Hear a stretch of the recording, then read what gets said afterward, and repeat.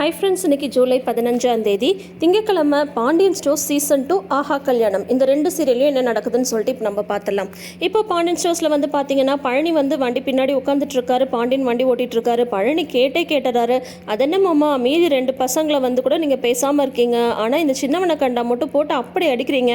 அவன் என்ன சின்ன பிள்ளையா, அவனுக்கும் கல்யாணம் ஆகிடுச்சு, அவன் சம்சாரத்துக்கு முன்னாடியே இந்த மாதிரி நீங்கள் போட்டு அடிக்கலாமா, எதுனாலும் நீங்கள் வந்து வாயில் சொல்லலாம்ல அப்படின்ற மாதிரி வந்து பழனி வந்து கேட்குறாரு. பாண்டியன் கொஞ்ச நேரம் அமைதியாக கேட்டுட்டு இருந்துட்டு அதுக்கப்புறம் சொல்கிறாரு, இதை பாரு, யார்கிட்ட எப்படி பேசணும் எப்படி நடந்துக்கணும்னு எனக்கு வந்து நல்லாவே தெரியும். அவன் வந்து என் பையன், கல்யாணம் ஆனால் மட்டும் என் பையன் இல்லைன்னு ஆகிடுமா, நான் எது செஞ்சாலும் அது காரணத்தோட தான் இருக்கும், பேசாமல் வந்து அப்படின்ற மாதிரி வந்துட்டு சொல்லி அடக்கி விட்டுறாரு. இங்கே வீட்டில் வந்து பார்த்திங்கன்னா செந்தில், சரவண, கதிர், அப்புறம் ராஜி, அதுக்கப்புறம் வந்து நம்ம கதாநாயகி தங்கமயில், அதுக்கப்புறம் கோமதி இவங்களாம் இருக்காங்க. கோமதி வந்து அழுதுகிட்டே இருக்காங்க. ஏன் தான் என் பையனை போட்டு இப்படி அடிக்கிறாருன்னே தெரியல, கொஞ்சம் கூட ஒரு மனசாட்சியே இல்லாமல் வந்து நடந்துக்கிறாரு, எதுனாலும் வாயில் வந்து சொல்லலாம்ல, ஏன் தான் வந்து இப்படி அடிக்கிறாருன்னு தெரியல. அவங்க ரொம்ப ஏன்னா கதிர் மேலே தான் அவங்களுக்கு பாசமும் அதிகம். அதை விட என்னன்னா கோமதிக்கு வந்து குற்ற உணர்ச்சி அதிகமாக இருக்குது. நம்மளால தானே பாவம் இந்த பயப்புல இப்படியெல்லாம் அடி வாங்குது அப்படின்ற மாதிரி வந்து கோமதி வந்து யோசிச்சுட்டு இருக்காங்க. மற்ற பசங்க மாதிரி குடி சிகரெட்டு அப்படின்னு எல்லாமா இருக்கான் என் பையன், வேலைக்கு போய் சம்பாதிக்கிறேன்னு தானே சொன்னான், அது அவன் விருப்பத்துக்கு விட்டால் என்ன தப்பு இருக்குது அப்படின்ற மாதிரி வந்து கோமதி வந்து அழுதுட்ருக்காங்க. எல்லாரும் வந்து பேசாமல் இருக்காங்க. அப்போ வந்து பார்த்திங்கன்னா முந்திரிக்கொட்டை தங்கமயில அவங்க பேச ஆரம்பிக்கிறாங்க. என்ன தம்பி, ஏன் இந்த மாதிரி வந்து பண்ணுறீங்க, உங்களுக்கு எதாவது தண்ணி ஏதாவது வேணுமா, மாமா பேசும்போது நீங்கள் வந்து அமைதியாக இருந்திருக்கலாம்ல, நீங்கள் வந்து பதில் பேச போய் தானே மாமாவுக்கு வந்து கோவம் வந்துடுச்சு. மாமா வந்து அந்த மாதிரி என்ன தப்பாக சொல்லிட்டாரு, மாமா வந்து உங்களை கடையில் தானே வேலை பார்க்க சொல்லி சொன்னார், மாமா எது சொன்னாலும் கரெக்டாக தானே இருக்கும். எங்கள் வீட்டிலலாம் வந்து எங்கள் அப்பா ஏதாவது சொன்னால் நாங்கள் பதிலே பேச மாட்டோம், அமைதியாக கேட்டுப்போம். அதே மாதிரி நீங்களும் வந்து அமைதியாக இருந்தது இந்த மாதிரி பிரச்சனையே வந்திருக்காதுல்லன்னு சொல்லிட்டு ஓவராக பேசுன தங்கமயில் கோமதி வந்து சொல்கிறாங்க, மயில இந்த விஷயத்தில் நீ எதுவும் பேசாத, அமைதியாக இரு அப்படின்னு சொல்லிட்டு கோமதி சொல்கிறாங்க. அதுக்கு இல்லத்த, இப்போ மாமா தானே வருத்தமாக போகிறாரு, இந்த வீட்டுக்கு மாமா தானே தலைவர், அப்போ மாமா சொல்கிறது தானே எல்லாரும் கேட்கணுன்றாங்க. சரவணனும் சொல்கிறாரு, மயில நீ எதுவும் சொல்லாத அப்படின்னு சொல்கிறாரு. ஆனால் அது வாயவே மூட மாட்டேங்குது தங்கமயில். மறுபடியும் வந்து பார்த்திங்கன்னா அட்வைஸ் பண்ணுறன்ற பேரில் வந்து கடுப்பேற்றிட்டு இருக்காங்க தங்கமயில். ஆனால் கதிர் வந்து எதுவுமே பேசுறதில்ல, அமைதியாக வந்து இருக்காங்க. ராஜினால் ஒரு கட்டத்துக்கு மேலே பொறுத்துக்க முடியல. அக்கா, இங்கே யாரும் வந்து மாமா சொல்கிறது வந்து கேட்காமலாம் எதுவுமே இல்லை, அதுக்காக மாமா வந்து எது செஞ்சாலும் கரெக்ட் அப்படின்றது கிடையாது. இன்னொன்று தெரிஞ்சுக்கோங்க, நான் தான் ஏற்கனவே சொல்லிட்டேன்ல, எங்களதை வந்து நாங்கள் பார்த்துக்குறோம் அப்படின்ற மாதிரி வந்து சொல்லிட்டோம், நீங்கள் ஏன் இந்த விஷயத்தில் வந்து தலையிடுறீங்க அப்படின்ற மாதிரியே ராஜி வந்து டைரெக்டாக சரவணன் முன்னாடியே தான் வந்து கேட்குறாங்க. நல்லா சுருக்குன்னே கேட்குறாங்க. ஒரு விஷயம் தெரிஞ்சுக்கோங்க, 5 விரலும் ஒரே மாதிரி இருக்காது, உங்கள் வீட்டில் அந்த மாதிரி நடக்குதுன்னா அதே மாதிரி தான் இங்கே நடக்கணும் அப்படின்றது எந்த அவசியமும் கிடையாது. அவங்கவுங்களுக்குன்னு சொல்லிட்டு விருப்பு வெறுப்பு எல்லாமே வந்து இருக்குது அப்படின்ற மாதிரிலாம் வந்து ராஜி வந்து சொல்கிறாங்க. இல்லை ராஜி, நீங்கள் வந்து உங்கள் இஷ்டத்துக்கு கல்யாணம் பண்ணிக்கிட்டதுனால தானே மாமா இப்படியெல்லாம் நடந்துக்கிறாரு அப்படின்ற மாதிரி வந்து சொல்கிறாங்க. அது மேலும் ராஜிக்கு வந்து கோபத்தை ஏற்படுது. நான் தான் ஏற்கனவே சொல்லிட்டேன்லக்கா, எங்கள் விஷயத்தில் நீங்கள் எதுவும் தலையிடாதீங்கன்ற மாதிரியும் நான் வந்து சொல்லிட்டேன். இப்போ ஏன் நீங்கள் தேவையில்லாமல் வந்து அதிகமாக வந்து அந்த பிரச்சனையை வந்து பெருசாக்குறீங்க அப்படின்ற மாதிரியே வந்து ராஜி வந்து சொல்லிடுறாங்க. சரிம்மா, உங்களுக்கு விருப்பம் இல்லைன்னா இனிமேல் உடனே சரவணனை வந்து பார்க்குறாங்க. சரவணன் எதுவுமே சொல்கிறதில்ல. தங்கமயில் எதிர்பார்த்தது வந்து பார்த்திங்கன்னா சரவணன் வந்து அவங்களுக்கு சப்போர்ட் பண்ணுவாங்க அப்படின்ற மாதிரி நினைக்கிறாங்க. ஆனால் அவர் பேசாமல் இருக்கார். உடனே வந்து பார்த்திங்கன்னா தங்கமயில் வந்து சரி, உங்கள் விஷயத்தில் நான் இனிமேல் தலையிடல அப்படின்ட்டு அப்படியே சினிங்கிட்டே வந்து உள்ளே போயிடுறாங்க. அதுக்கப்புறம் வந்து பார்த்திங்கன்னா அழுதுகிட்டே கோமதியும் போயிடுறாங்க. அதுக்கப்புறம் வந்து செந்திலும் சரவணனும் வந்து கதிரை வந்து சமாதானப்படுத்துகிறாங்க. என்னை ஏன்டா அப்பா பேசும்போது பேசாமல் இருந்திருக்கலாம்ல அப்படின்னது, நான் தப்பு பண்ணேன், நீங்கள் 2 பேரும் பேசாமல் இருக்கிறது தான் பிரச்சனையே, அதுக்காக அவர் இஷ்டத்துக்கு எல்லாத்தையும் செய்ய விட முடியாது அப்படின்ற மாதிரி வந்து சொல்லிடுறாங்க. அதுக்கப்புறம் வந்து பார்த்திங்கன்னா இங்கே ரூமில் வந்து தங்கமயில் வந்து சினிங்கிட்டு இருக்காங்க. என்னது மறுபடியும் இந்த ராஜி வந்து ஓவராக வாய் பேசிகிட்டு இருக்கா, இந்த மாமா ஏதாவது கேட்பாருன்னு பார்த்தா எதுவுமே கேட்க மாட்டேன்றாரு, இதுக்கு மேலே நான் இந்த விஷயத்தை சும்மா விட போகிறதில்லை அப்படின்ற மாதிரி சொல்லிட்டு இருக்கும்போது சரவணன் வந்து உள்ளே வராங்க. உள்ளே வந்ததும் என்ன இருந்தாலும் வந்து பண்ணது தப்பு தான், இந்த மாதிரி பண்ணியிருக்கக்கூடாது அப்படின்ற மாதிரி ஒரு மொட்டையாக சொல்கிறாரு. சொன்னதுமே தங்கமயில் வந்து நினச்சிக்கிறாங்க, ஓ மாமா வந்து நம்மளுக்கு தான் சப்போர்ட் பண்ணுறாங்கன்னு நினச்சிட்டு, ஆமாம் ராஜி வந்து அந்த மாதிரி எப்படி மாமா என்கிட்ட பேசலாம், அது தப்பு தான் அப்படின்னதும், ராஜி அப்படி என்ன பேசுச்சு அப்படின்ற மாதிரி இவர் கேட்குறாரு. என்ன மாமா இப்படி கேட்குறீங்க அப்படின்றாங்க. நான் வந்து அப்பாவை பற்றி சொல்லிட்டுருக்கேன், கதிர் வந்து பெரிய பையன் ஆகிட்டான், அவனுக்கு கல்யாணமும் ஆகிடுச்சு, இதுக்கப்புறமும் வந்து அவனை அடிக்கிறதெல்லாம் சரியில்லைல்ல அப்படின்னதும், ஓ அப்படின்னா நீங்கள் வந்து உங்கள் தம்பிக்காக தான் வந்து பேசுகிறீங்களா, நான் கூட வந்து ராஜி என்னை வந்து திட்டுச்சுல்ல, அதுக்காக நீங்கள் வந்து பேசுகிறீங்களோன்னு நினச்சேன். ராஜி வந்து என்னை அப்படி திட்டுது, நீங்கள் பார்த்துட்டு சும்மா இருக்கீங்க அப்படின்ற மாதிரி வந்து சொல்கிறாங்க.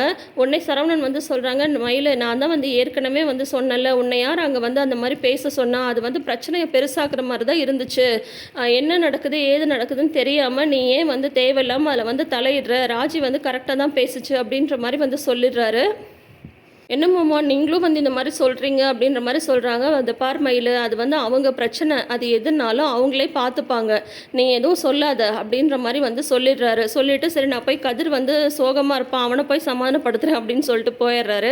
உடனே மயிலுக்கு காண்டாயிடுது, இங்கே ஒருத்தி நான் வந்து அழுதுட்டு வருத்தப்பட்டுட்டு இருக்கேன், அது வந்து பெருசாக தெரில, தம்பியை சமாதானப்படுத்த போயிட்டாரு அப்படின்ற மாதிரி வந்து சொல்கிறாங்க. அப்புறம் அங்கே போய் கதிரை வந்து செந்திலும் சரவணனும் வந்து சமாதானப்படுத்திட்டு இருக்காங்க.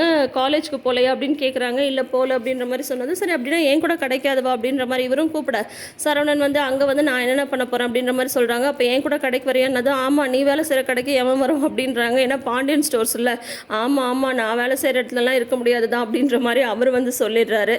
நீங்கள் வந்து என்னை பற்றி நீங்கள் 2 பேரும் ஒன்றும் கவலைப்படாதீங்க, நான் நல்லா தான் இருக்கேன் அப்படின்ற மாதிரி கதிர் வந்து அண்ணனுங்க 2 பேர்கிட்டையும் வந்து நார்மலாக பேசிகிட்ருக்காரு.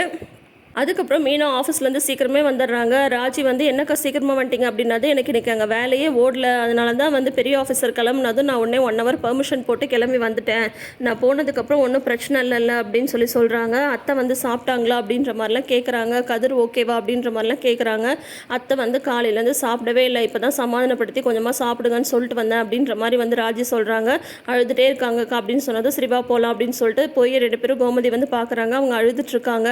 அப்போ வந்து கோமதி வந்து சொல்கிறாங்க, எனக்கு என்னதான் இத்தனை பசங்க இருந்தாலும் கதிர் மேலே தான் எனக்கு பாசம், கதிரும் என் மேலே தான் வந்து உயிராக இருப்பான், அம்மான்னு என் பின்னாடியே திரிஞ்சிட்டு இருந்தான், அவன் வந்து இன்றைக்கி இந்த நிலமையில் இருக்கான்னா அது காரணமே நான் தான் வந்து அவனுக்கு கல்யாணம் பண்ணி வச்சேன், அதனால தான் அவருக்கு அவன் மேலே இவ்வளோ கோவம் இருக்குது, நான் ஒன்று பண்ண போகிறேன், நான் தான் இந்த கல்யாணத்தை நடத்தி வச்சேன்னு அவர்கிட்ட சொல்லிடலான் இருக்கேன், அப்போயாவது அவருக்கு கதிர் மேலே இருக்க கோவம் குறையும்ல அப்படின்ற மாதிரி கோமதி வந்து சொல்கிறாங்க. இப்போ கதிர் வந்து என் கூட பேசாமல் இருக்கிறதே என்னால் வந்து தாங்கிக்கவே முடியல, அழற பிள்ளைக்கு என்னால் ஆறுதல் கூட சொல்ல முடியல அப்படின்ற மாதிரிலாம் சொல்லிட்டுருக்காங்க. அப்புறம் மீனா வந்து திட்டுறாங்க, என்னத்தை நீங்கள் எல்லாம் முன்ன பின்ன யோசிச்சு தான் பேசுகிறீங்களா, இப்போ சொன்னால் மட்டும் எல்லாமே வந்து என்ன நடக்கும்னு உங்களுக்கு கொஞ்சம் கூட தெரியாதா, அப்போ வந்து எனக்கு தெரியாமல் இதை எப்படி நீ நடத்தி வைக்கலான்னு அப்போ மட்டும் மாமா உங்கள் மேலே கோவப்பட மாட்டாரா, இல்லை ஏன் புருஷன் என்ன வந்து கேட்க மாட்டாரா, அது எல்லாத்தையும் விடுங்க, ராஜியை பற்றி யோசிச்சு பார்த்தீங்களா, ராஜியோட நிலைமை இந்த வீட்டில் என்ன ஆகும்னு சொல்லிட்டு நீங்கள் ஏன் இப்படியெல்லாம் யோசிக்கிறீங்க அப்படின்ற மாதிரி மீனா வந்து கோமதிட்ட சொல்லிட்டு இருக்காங்க. இந்த விஷயம் லைட்டாக தங்கமயில் கசிஞ்சால் கூட போதும், அவ்வளோதான், வீட்டில் ஒரு பூகம்பமே வந்துடும். ஆனால் அநேகமாக வந்து தங்கமயில் மூலிமா தான் இந்த விஷயம் வீட்டில் தெரியும்னு நினைக்கிறேன். என்ன நடக்குதுன்னு சொல்லிட்டு நம்ம வெயிட் பண்ணி பார்க்கலாம். இப்போ வந்து பார்த்திங்கன்னா அடுத்தது நம்ம பார்க்க போகிற சீரியல் வந்து ஆஹா கல்யாணம். ஆஹா கல்யாணத்தில் வந்து பார்த்திங்கன்னா அனாமிகா வீட்டுக்குள்ளார நுழையும் போதே மகாவையும் ஐஸ்வர்யாவையும் எதிரியாக நினச்சிட்டு தான் உள்ளே வந்து நுழையிறாங்க.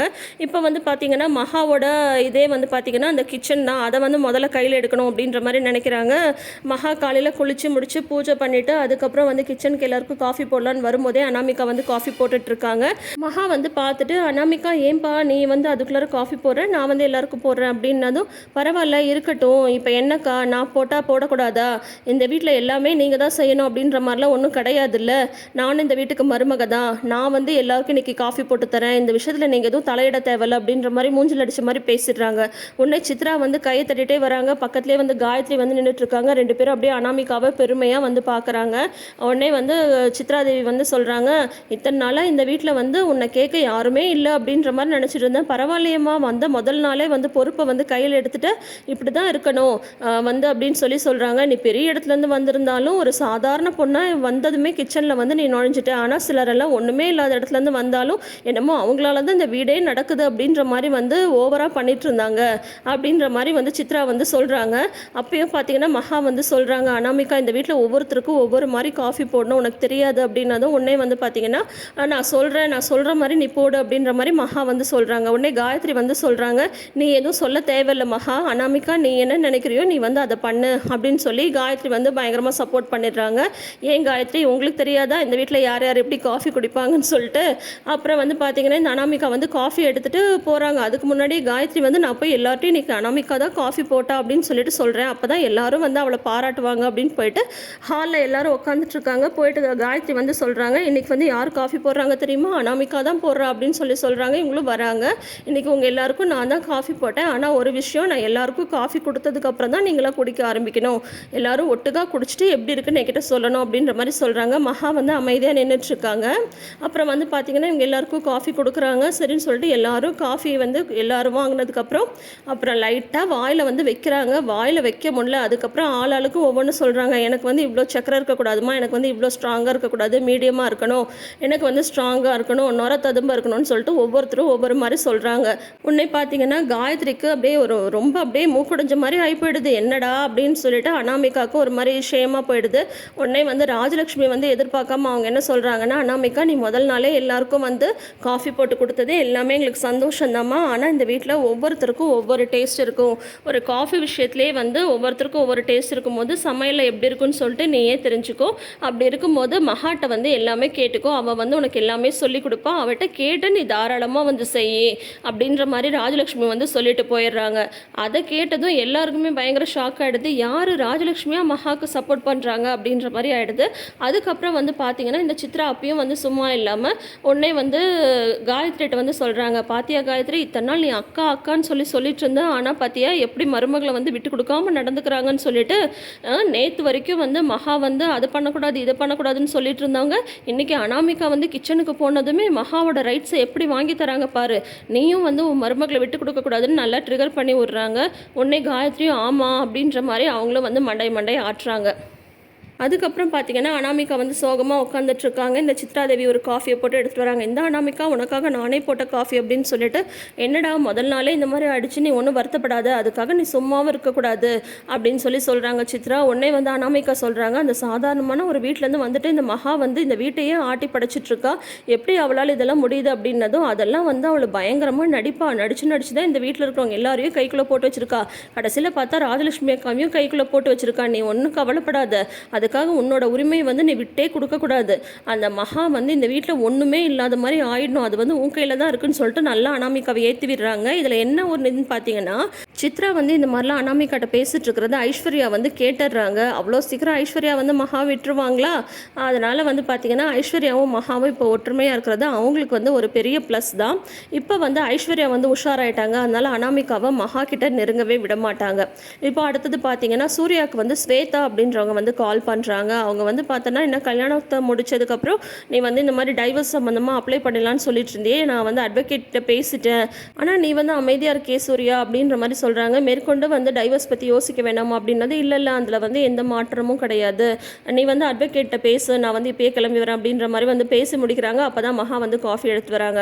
நல்ல வேளை நான் பேசினது எதுவும் கேட்கல அப்படின்ற மாதிரி வந்து சூர்யா வந்து நினச்சிக்கிறாரு. அதுக்கப்புறம் காஃபி கொடுக்கும்போது இல்லை ஒரு முக்கியமான மீட்டிங் இருக்குது, ஏற்கனவே லேட் ஆகிடுச்சு, நான் வந்து ஆஃபீஸ் கிளம்புறேன் அப்படின்னு கிளம்பிடுறாரு. உடனே மகா வந்து என்னது இவ்வளோ அவசரமாக கிளம்புறாரு, சரி ஓகே பரவாயில்ல, நம்ம வந்து டிஃபன் ரெடி பண்ணி அவருக்கு ஆஃபீஸ்க்கு எடுத்துகிட்டு போகலாம் அப்படின்ற மாதிரி மகா வந்து நினச்சிட்டு டிஃபன் வந்து ரெடி பண்ணி எடுத்துகிட்டு அவங்க கிளம்புறாங்க ஒரு பக்கம் ஆட்டோவில். இங்கே வந்து பார்த்தீங்கன்னா சூர்யா வந்து அந்த ஸ்வேதா அப்படின்றவங்கள மீட் பண்ணுறாங்க. அவங்கள வந்து ஒரு ஃப்ரெண்டாக காட்டுறாங்க. இப்போ அநேகமாக அந்த டைவர்ஸ் வந்து ஸ்வேதாக்காக இருக்கும், கண்டிப்பாக சூர்யா மகாக்காக இருக்காது. எதுக்கு இந்த அட்வொகேட்டை பார்க்கணுன்னா ஒன்று அவங்க ஆஃபீஸில் பார்க்கணும், இல்லைனா நம்ம ஆஃபீஸில் வச்சு பார்க்கணும், எதுக்கு இது மாதிரி ரோட்டில் வந்து பார்க்கணுன்னு சொல்கிறாங்க அப்படின்னது ஸ்வேதா வந்து சொல்கிறாங்க, இல்லை அவர் வந்து இன்னொரு கிளைண்ட்டை வந்து பார்க்க போயிருக்காங்களாம், அதனால் இந்த வழியாக தான் வருவேன், நம்மளை இங்கே வந்து வெயிட் பண்ண சொன்னாங்க, இன்றைக்கே வந்து டைவர்ஸ்க்கு அப்ளை பண்ணிடலாம் அப்படின்ற மாதிரி வந்து அந்த ஃபார்மாலிட்டியெல்லாம் முடிச்சிடலாம் அப்படின்ற மாதிரி சொல்லியிருக்காரு அப்படின்றாங்க. சரி வெளியில் நினைக்க வேண்டாம், வா வந்து காரில் உட்காரு அப்படின்ற மாதிரி வந்து சூர்யா வந்து சொல்கிறாங்க. சூர்யாவும் ஸ்வேதாவும் காரில் வந்து பேசிகிட்டு இருக்காங்க. அப்போ மகா வந்து அந்த வழியாக கிராஸ் பண்ணுறாங்க. அந்த ஸ்வேதா வந்து ஒரு பிச்சை எடுக்கிறவங்களுக்கு காசு போடுறாங்க. அப்போ வந்து ஸ்வேதாவை மகா வந்து பார்த்துட்டு இவங்களை எங்கேயோ பார்த்த மாதிரி இருக்கேவோ, அன்றைக்கி இவங்க தானே வந்து ரோட்டில் வந்து ஒரு ஆளை போட்டு அடித்தாங்க அப்படின்ற மாதிரி நினச்சிட்டே வந்து போகிறாங்க. ஆனால் அது வந்து சூர்யா வண்டி அப்படின்றத வந்து மகா வந்து அந்த நம்பரை வந்து கவனிக்கல. ஸோ இந்த இடத்துல வந்து பார்த்திங்கன்னா வந்து சூர்யா அந்த ஸ்வேதாவோட சேர்ந்து டைவர்ஸ்க்கு வந்து அப்ளை பண்ண போகிறாங்க. அது வந்து மேபி ஸ்வேதாக்காக தான் இருக்கும். ஆனால் என்ன நடக்குதுன்னு சொல்லிட்டு நம்ம வெயிட் பண்ணி பார்க்கலாம். அது மட்டும் இல்லாமல் இப்போது வந்து பார்த்திங்கன்னா ஆஃபீஸில் வந்து சூர்யாவும் ஸ்வேதாவும் பேசிகிட்டு இருக்கும்போது கரெக்டாக மகா வந்து டிஃபன் கொண்டு வர மாதிரி வந்து ஆல்ரெடி ப்ரமோ ரிலீஸ் பண்ணிட்டாங்க. ஸோ ஆஹா கல்யாணத்துலேயும் வந்து பார்த்திங்கன்னா ஒரு பக்கம் அனாமிகாவோட பிரச்சனை, ஒரு பக்கம் வந்து சூர்யா எதுவும் வந்து டிஃப்ரெண்ட்டாக பண்ணிகிட்ருக்காரு என்னன்னு சொல்லிட்டு நம்ம வெயிட் பண்ணி பார்த்து தெரிஞ்சுக்கலாம். ஸோ தொடர்ந்து வீடியோஸ்க்கு நம்ம சேனலை இப்போயே சப்ஸ்கிரைப் பண்ணி வச்சுக்கோங்க. பக்கத்தில் இருக்கிற நோட்டிஃபிகேஷன் பெல் ஐக்கானில் ஆல் சிம்பிள் கிளிக் பண்ணிக்கோங்க. இந்த ப்ரிவ்யூ பற்றின உங்களோட கருத்துக்களை மறக்காமல் ஷேர் பண்ணுங்கள். தேங்க்யூ.